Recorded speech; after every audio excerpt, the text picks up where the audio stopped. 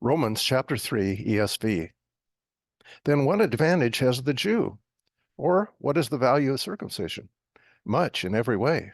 To begin with, the Jews were entrusted with the oracles of God. What if some were unfaithful? Does their faithlessness nullify the faithfulness of God? By no means. Let God be true, though everyone were a liar. As it is written, that you may be justified in your words and prevail when you are judged. But if our unrighteousness serves to show the righteousness of God, what shall we say?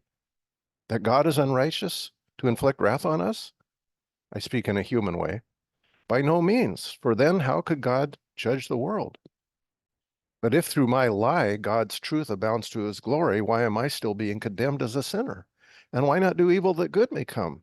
As some people slanderously charge us with saying, their condemnation is just. What then?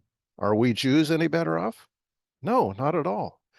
For we already charge that all, both Jews and Greeks, are under sin, as it is written, none is righteous, no, not one. No one understands. No one seeks for God. All have turned aside. Together they have become worthless. There is no one who does good, not even one. Their throat is an open grave. They use their tongues to deceive. The venom of asps is under their lips. Their mouth is full of curses and bitterness. Their feet are swift to shed blood. In their paths are ruin and misery, and the way of peace they have not known. There is no fear of God before their eyes. Now, we know that whatever the law says, it speaks to those who are under the law, so that every mouth may be stopped, and the whole world may be held accountable to God. For by works of the law, no human will be justified in his sight, since through the law comes knowledge of sin. But now, the righteousness of God has been manifested apart from the law, although the law and the prophets bear witness to it.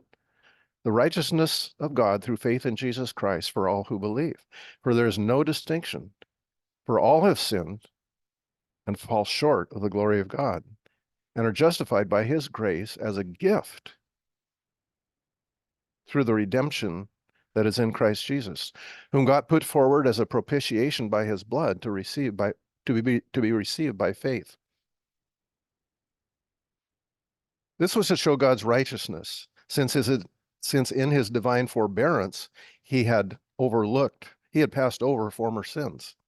It was to show his righteousness at the present time, in order that he might be just and the justifier of the one who has faith in Jesus. Then what becomes of our boasting? It is excluded. By what kind of law? By a law of works? No, but by the law of faith. For we hold that one is justified by faith apart from works of the law. Or is God the God of Jews only? Is he not the God of Gentiles also? Yes, of Gentiles also, since God is one, who will justify the uncircumcised by faith, who will judge the circumcised by faith, and the uncircumcised through faith. Do we then overthrow the law by this faith? By no means. On the contrary, we uphold the law.